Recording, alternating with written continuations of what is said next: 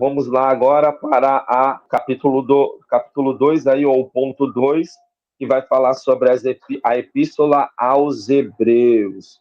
Então, irmãos, olha lá, autoria e destinatário.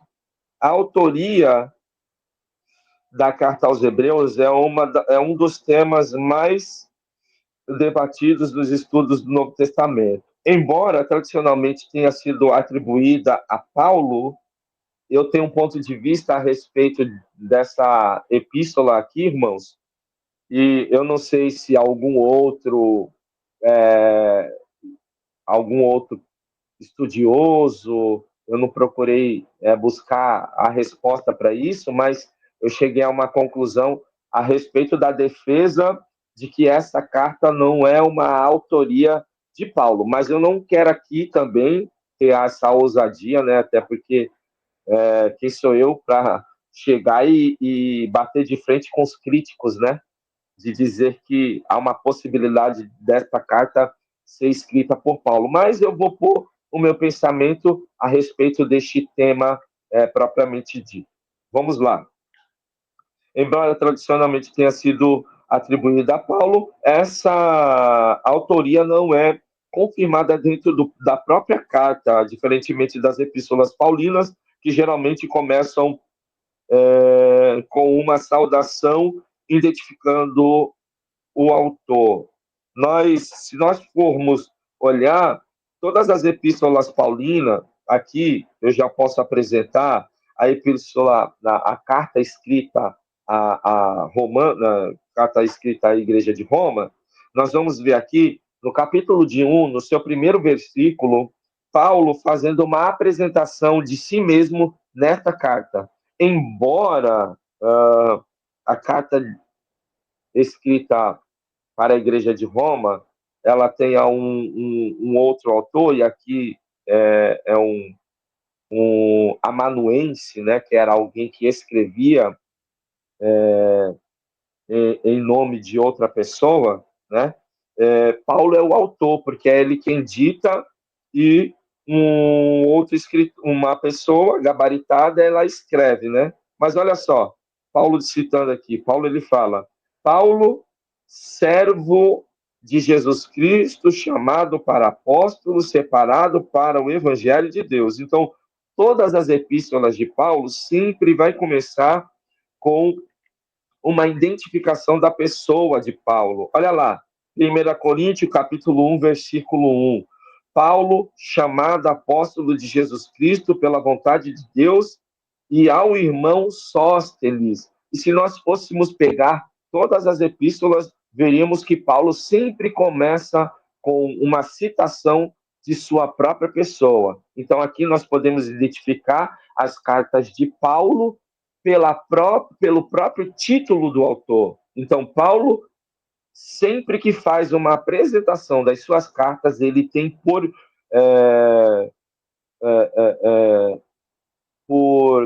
como que eu poderia dizer? Ele tem, por sua própria intenção, colocar o seu nome, até mesmo porque colocar o nome naquele período era muito importante para que outra pessoa não tomasse a carta e acabasse dando uma autoria a uma pessoa indevida. Então, Paulo ele faz questão de intitular a carta, colocando ali a sua introdução, o seu nome, a sua apresentação.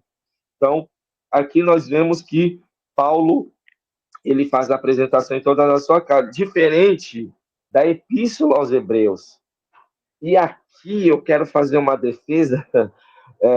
Olha lá que aqui eu não quero propor nenhuma heresia nem nada, né? Mas são os pensamentos de alguém que tem o prazer de estudar as Escrituras e que se identificando com alguns assuntos acaba fazendo uma conexão com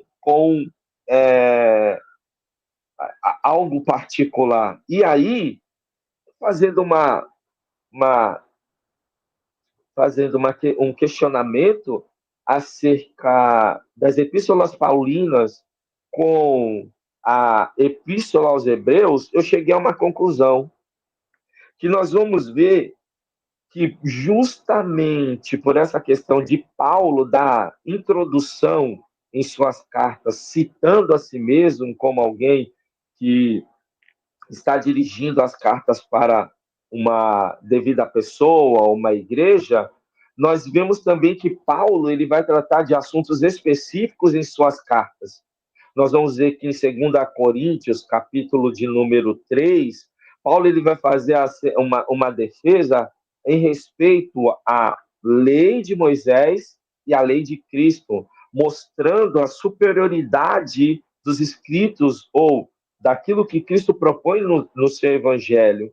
E aí o apóstolo Paulo vai fazer uma defesa, mostrando que o quê? Que a lei ela foi abolida em Cristo. E essa palavra abolida aqui é que causa pavor em alguns judaizantes, em alguns das práticas judaizantes. Por quê? Porque eles ainda acreditam que mesmo nesse período em que Cristo ele vem com a graça e de forma mais abrangente atinge a humanidade, eles vão dizer que aqueles que aceitam a Cristo também devem guardar os mandamentos. Nós vamos aqui e observar a lei. Nós vamos aqui mostrar com base nessas epístolas gerais de que os assuntos relacionados ao Antigo Testamento eles estavam apontando para um futuro que seria superior, do qual o Antigo Testamento era só sombra,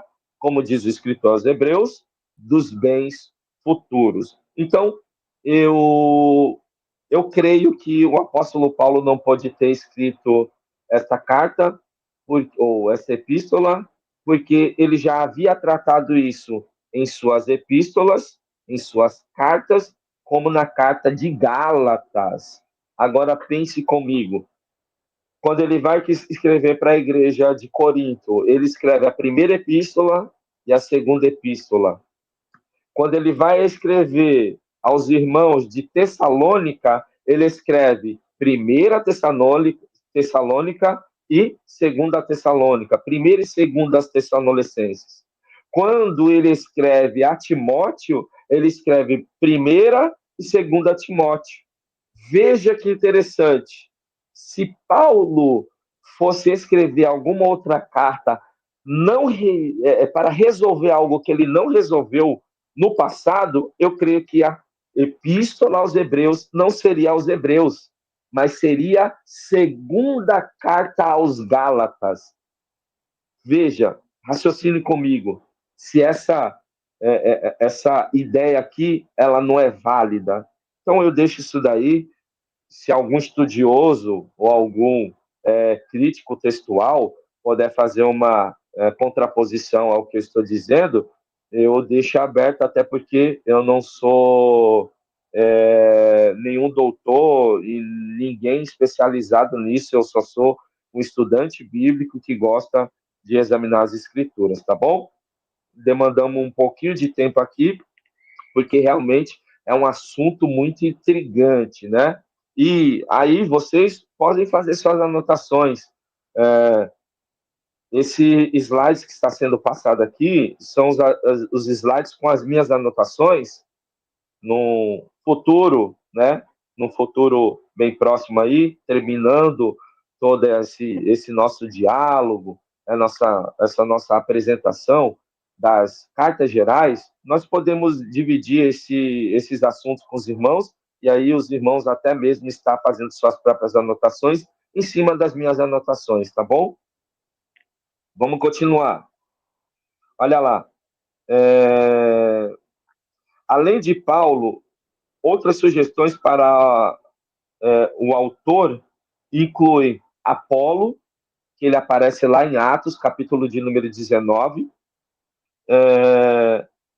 um eloquente pregador mencionado em Atos, Barnabé, que Barnabé foi um dos irmãos que deu início à jornada de ministério do apóstolo Paulo, a qual conseguiu fazer com graça divina que ele alcançasse a graça ali de participar também do ministério apostólico, lógico, chamado por Deus, mas sabe que na nossa caminhada cristã sempre vai ter alguém que vai se aproximar da gente, vendo aquilo que nós temos de bom, fazendo com que nós possamos alcançar um pouco mais de destaque.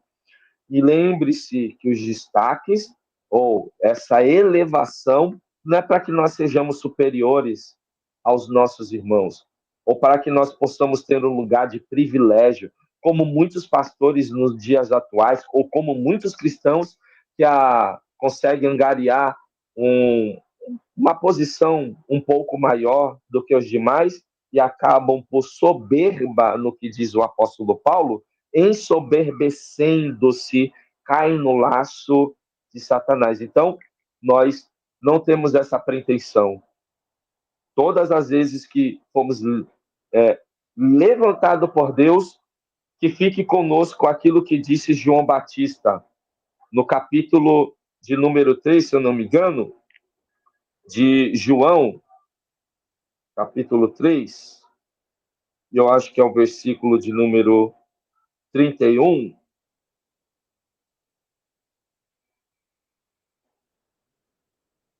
Não, é o capítulo 30. João, capítulo 3, versículo 30. Que isso sirva de lição para nós.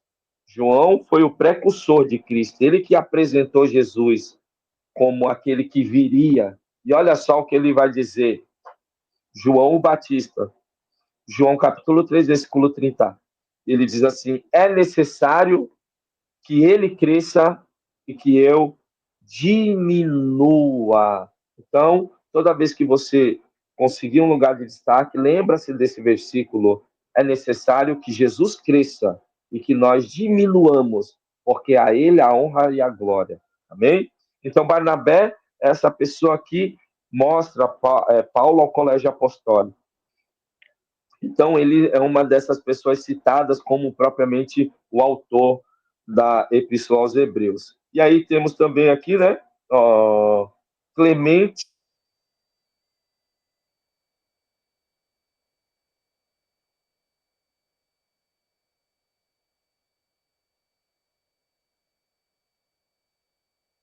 de Roma. Se o senhor puder abrir aí, clicar em Clemente, eu acho que vai abrir um artigo aí.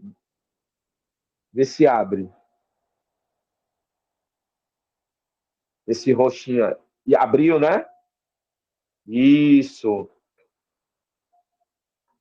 No meu aqui aparece, bem grandão ali, tá vendo? Não sei se os irmãos conseguem ver.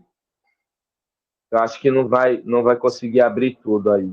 Mas nós temos algumas anotações aqui para que não fique algo vago. Quem foi esse tal Clemente de Roma? Olha lá, Clemente de Roma, também conhecido como São Clemente I ou Papa Clemente I. Foi uma figura importante, muito importante dentro do cristianismo primitivo. Quem foi Clemente de Roma? Ele viveu, né? Clemente de Roma, ele viveu no período do final do primeiro século. E a sua função era considerado o terceiro ou quarto papa da Igreja Católica depois de Pedro. E aí, aqui são as nomenclaturas que o catolicismo vai dar a respeito desse personagem, que é um personagem de grande importância, porque é alguém que andou com os discípulos e que é que andou com os apóstolos e que é um discípulo formado diretamente por um dos apóstolos que andavam com Cristo. Vamos lá para algumas mais informações aqui. Ele conseguiu esse lugar de destaque, né?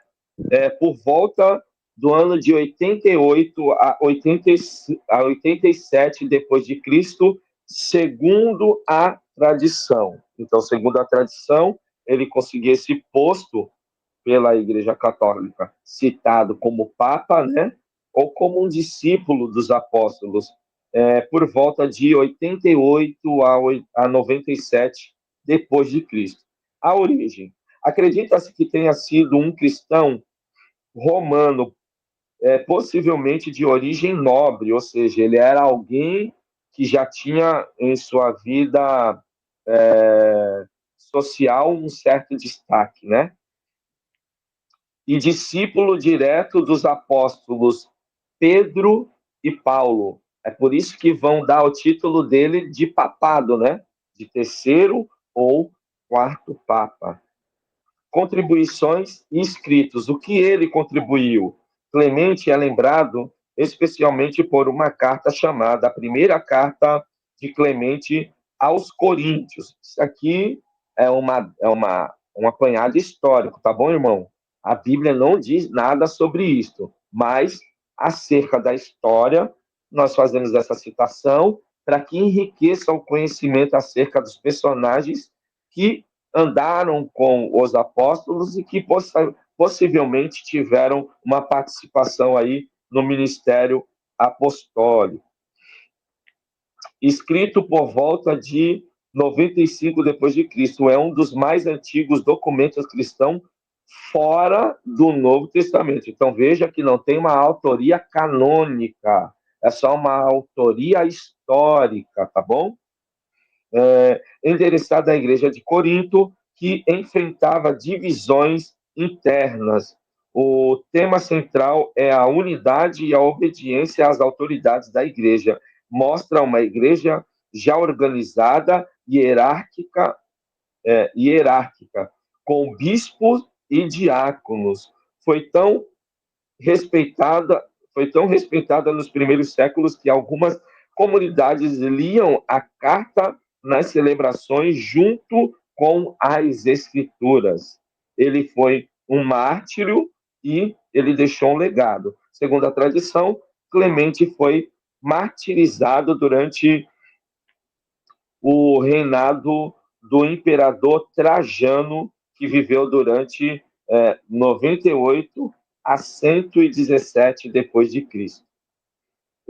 A lenda diz, aí vem a lenda, né, ou a história, ela diz que ele foi exilado para Crimeia e lançado ao mar com uma âncora amarrada ao pescoço. Por isso, a âncora se tornou seu símbolo. E aí temos algumas anotações que não são de tanta importância aqui, e nós vamos por lá. Então, para que nós venhamos ter ideia o de quão é discutida essa epístola aos Hebreus. Então, veja, não é algo que eu vou resolver, não, tá bom? Eu só estou colocando um pouco mais de lenha nessa fogueira. E aí fica para os estudiosos, para os acadêmicos, que possa tirar essa dúvida juntamente comigo, tá bom? Vamos dar continuidade. Então, vamos lá. A falta de um consenso decorre das diferenças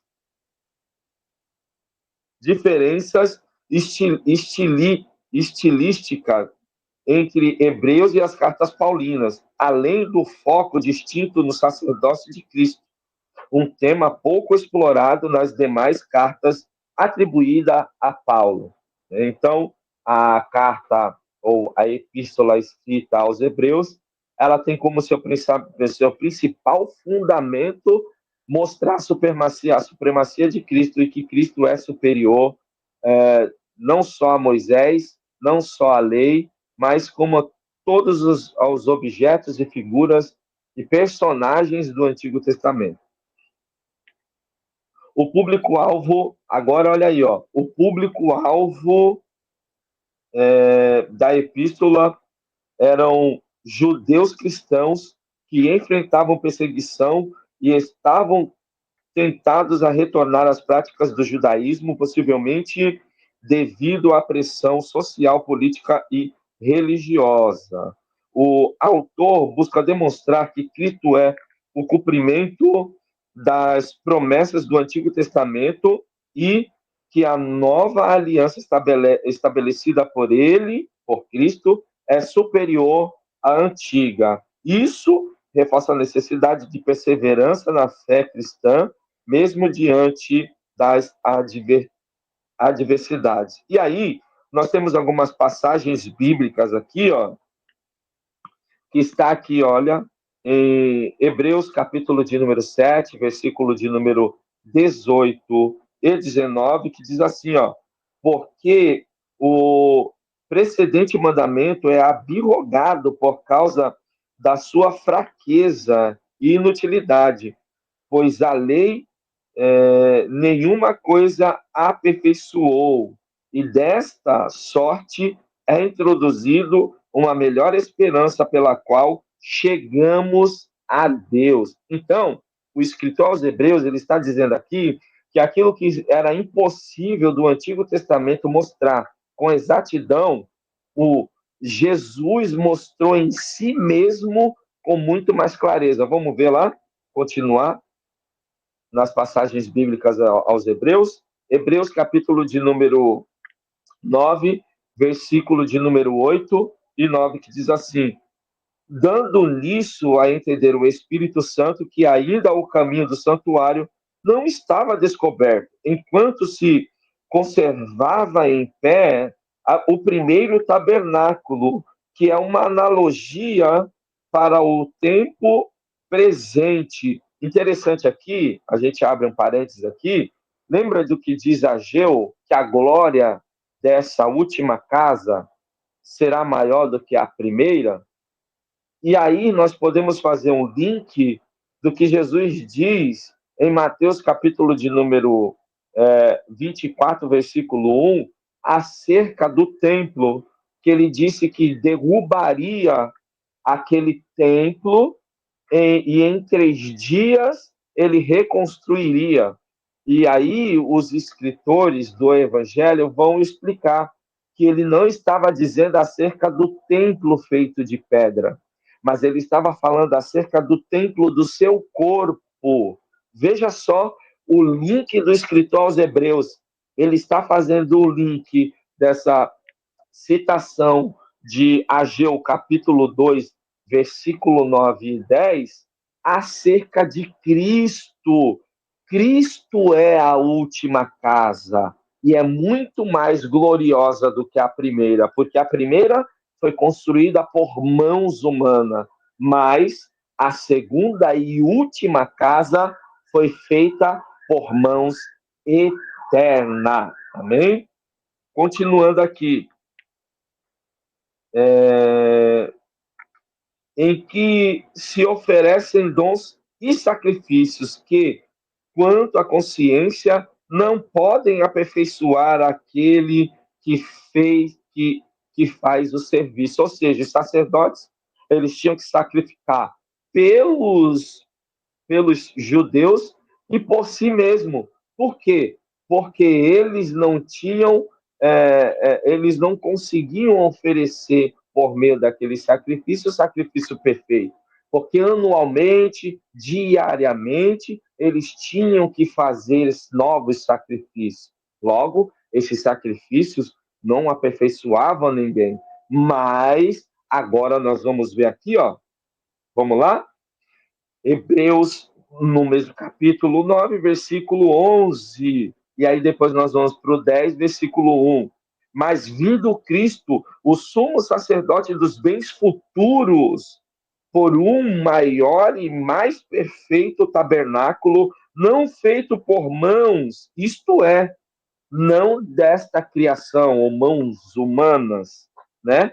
Porque, tendo a lei sombra dos bens futuros, ou a lei, ela estava levando para Jesus, a lei estava nos direcionando a Cristo. Como nós não conseguíamos ver claramente, então é no Novo Testamento, com a vinda de Jesus, que nós temos uma apresentação melhor daquilo que Deus estava mostrando na antiga aliança. E aí, porque tendo a lei sombra dos bens futuros e não a imagem exata das coisas, nunca pelos mesmos sacrifícios que continuamente se oferecem a cada ano, pode aperfeiçoar os que a eles se chegam. Então veja que Jesus é o perfeito sacrifício. Jesus é a expressão exata da glória de Deus, irmão. E aí o Wendel é que gosta disso.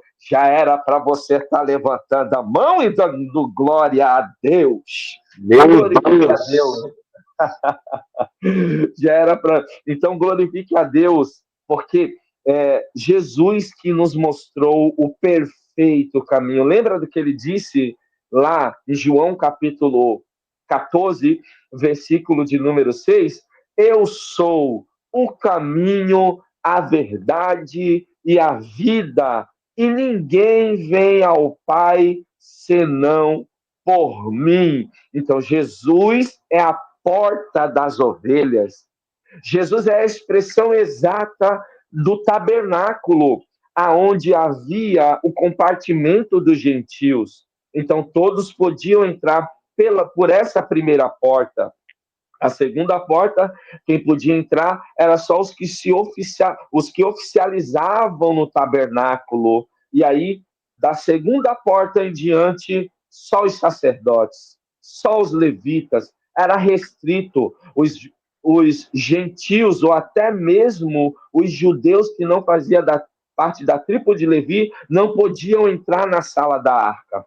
Não podiam ver os pães da proposição, não podiam entrar no Santo dos Santos, mas hoje nós podemos entrar por Jesus Cristo, que é o verdadeiro tabernáculo divino. Jesus é o caminho, a verdade e a vida. Só Ele é quem nos leva ao Pai. E aí, nós damos continuidade aqui, irmãos. Isto reforça a necessidade de perseverança na fé cristã, mesmo diante das adversidades. Então, isso só faz com que nós venhamos fortalecer a nossa fé, permanecendo fiéis àquilo que está proposto por nós nas Escrituras. Vamos continuar? As Epístolas aos Hebreus apresenta uma das mais profundas reflexões teológicas do Novo Testamento, destacando a supremacia de Cristo em, em relação às tradições judaicas. Então, veja, as tradições judaicas, elas nada mais são para que pudesse, como diz os teólogos, né, e os grandes estudiosos, da teologia ou dos comentários bíblicos, né, acerca da palavra de Deus. Eles dizem que os ensinamentos do Antigo Testamento eram formas pedagógicas, as alegorias, as imagens, o tabernáculo, cada personagem, Adão, Abraão, Enoque, Abel, Elias, Eliseu, todos esses personagens da Bíblia, do Antigo Testamento, eram representações que estavam ligando o povo daquele tempo a Cristo. E eles estavam dizendo, virá, veja, Moisés, em Deuteronômio, se eu não me engano, ou é Êxodo capítulo de número 18, por ali, Moisés ele vai dizer que viria um homem igual a ele, que teria os mesmos sinais que ele, e era aquele homem que o povo deveria seguir, e quem não o seguisse seria consumido por todas as pragas que estava citado no livro de Deuteronômio. Então veja, Jesus é esse personagem que, como Moisés, atuou com grandes sinais e maravilhas. Jesus é maior do que Moisés. Jesus é maior do que Abraão. Jesus é maior do que José. Jesus é maior do que Daniel. Jesus é maior do que Elias. Porque lá nos evangelhos, no Monte da Transfiguração, enquanto os discípulos se maravilham com a visão que estão tendo, vem uma voz do céu e diz para ele: Este é o meu filho, e tudo quanto ele disser, ouvi. Então, É Jesus o centro do Antigo e do Novo Testamento. Sem Jesus não há evangelho. Sem Jesus não há nem mesmo judaísmo. Por quê? Porque os judeus estavam sendo preparados para serem levados a Cristo. Então, as coisas do Antigo Testamento são a alegoria dos bens futuros, a qual vivemos hoje. E aí, nós vamos continuar aqui, ó, e vamos ver, Jesus não é apenas superior aos anjos, a Moisés e ao sacerdócio levítico, mas também é o mediador de uma nova e definitiva aliança entre Deus e a humanidade. Veja o que é que os escritores hebreus estão propondo aos irmãos perseguidos de sua época. Ele está dizendo que Jesus, ele nos leva a uma aliança superior. Enquanto a antiga não podia nos purificar dos nossos pecados, ela só fazia uma cobertura. Jesus não, ele sonda, ele prescruta o nosso interior e leva consigo, como disse Isaías, e ele levou sobre si as nossas dores e enfermidades. O castigo que estava proposto a nós foi lançado sobre ele, e pelas suas pisaduras fomos sarados. É pelo sofrimento de Cristo que temos o acesso ao trono da graça, ao trono de Deus. O escritor aos Hebreus está dizendo aos seus compatriotas: permaneçam firmes na fé, porque essas lutas que vocês estão passando vos levarão a um lugar maior. O lugar maior não foi o que o apóstolo, ou o que Barnabé apresentou ao apóstolo Paulo. O lugar maior não foi o que João Batista ganhou. O lugar maior não foi o que Pedro e que os apóstolos ganharam com tais títulos. O lugar maior é estar na presença de Deus e receber a salvação como a proposta de todas as heranças. Então, meu irmão, se você é salvo, glorifique a Deus por causa disso. Amém? Seu propósito é mostrar que Jesus é superior aos anjos, a Moisés, ao sacerdócio levítico e à aliança do Antigo Testamento. Então, nós temos algumas passagens aqui, e uma em destaque é Hebreus capítulo 10, versículo de número 19 ao 21, que diz assim: tendo, pois, irmãos, ousadia para entrar no santuário pelo sangue de Jesus, não é sangue mais de boi.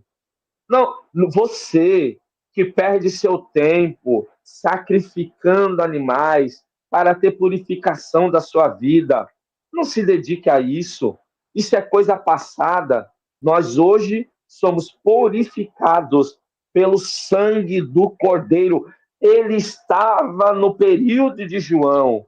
E João disse: venham após mim, a qual não sou digno de desatar as correias de suas alparcas. Ele é aquele quem vocês devem seguir.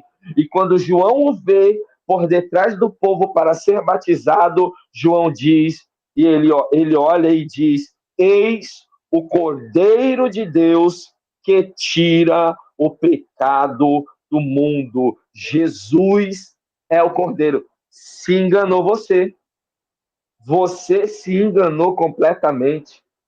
Que achava que o cordeiro da antiga aliança era o verdadeiro cordeiro, não. Aquele cordeiro era só para mostrar para o povo como seria na vinda de Jesus, que eles se mantivessem pela fé, irmãos, debaixo da obediência, porque certamente eles também alcançariam a mesma graça que nos foi dada.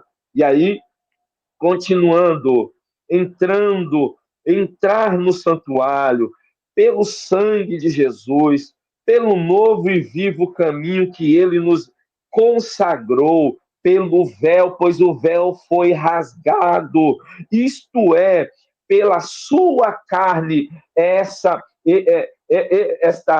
este pão é a representação do meu corpo, é a representação da minha carne. Aquele que não come da minha carne, não bebe do meu sangue, não tem parte comigo. Veja, o corpo de Jesus mostra a unidade, não é só o sofrimento, não é só os flagelos de Jesus, mas é também a unidade do corpo de Jesus. Pela sua carne, e tendo um grande sacerdote sobre a casa de Deus. É Jesus quem é o grande mediador. Você não precisa mais de homens, você não precisa mais de sangue de animais, você não precisa mais de sacrifícios. Jesus fez o sacrifício.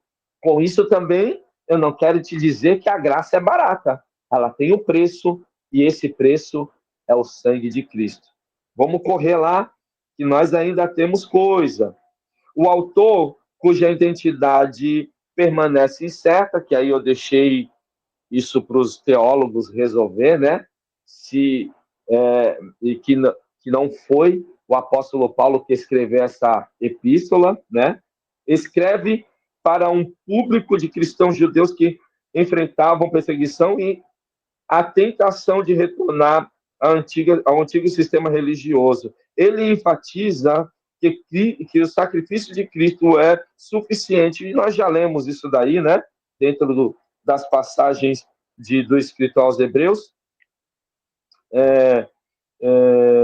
E ele enfatiza que o sacrifício de Cristo é suficiente e definitivo, abolindo a necessidade de sacrifícios do Antigo Testamento. Ao longo da epístola, o autor usa comparações detalhadas com figuras e práticas do Antigo Testamento para demonstrar como Jesus cumpre e supera todas elas. Ele é ele é apresentado como sumo sacerdote perfeito, que entrou no Santo dos Santos celestial. Jesus não entrou no Santo dos Santos terreno. Jesus entrou no trono celestial, no Santo dos Santos celeste, e abriu o caminho para a comunhão plena com Deus. Ele abriu as portas dos céus. A mensagem central da epístola desafia os cristãos a permanecer firmes na fé, confiando que Cristo é suficiente para a salvação e que as promessas de Deus se cumprem plenamente nele. E aí nós vemos aqui as aplicabilidade da Epístola aos Hebreus, né? E aí a Epístola aos Hebreus nos desafia a perseverar na fé, confiando em Cristo como o nosso sumo sacerdote mediador de uma nova aliança. Ele ensina que a primeira aplicabilidade, ou o primeiro desafio a nós aqui é o que? É fé e perseverança, assim como os primeiros cristãos enfrentaram desafios e perseguições, também somos chamados a permanecer firmes em nossa fé, mesmo diante das dificuldades. Então, escrito aos Hebreus, lá no capítulo de número 11, ele vai fazer a galeria dos heróis da fé. Ele vai falar que os irmãos do Antigo Testamento sofreram, padeceram, porque tinham uma esperança de um bem futuro. E uma coisa eles não alcançaram. Sabe por quê? Porque nós viríamos após ele. Jesus abriria o espaço para nós também, para os gentios. Então, eles, sem nós, não podem ter a esperança, porque juntos obteremos a mesma recompensa que é o galardão na eternidade. Então, fé e perseverança. Ponto de número 2 aqui, Cristo como sumo sacerdote. Diferente do sacerdote levítico, Jesus é nosso intercessor perfeito, que ofereceu um sacrifício único e suficiente pelos nossos pecados. Então, Jesus, ele é o perfeito sacrifício de Deus a todos aqueles que querem obter a comunhão com o Pai.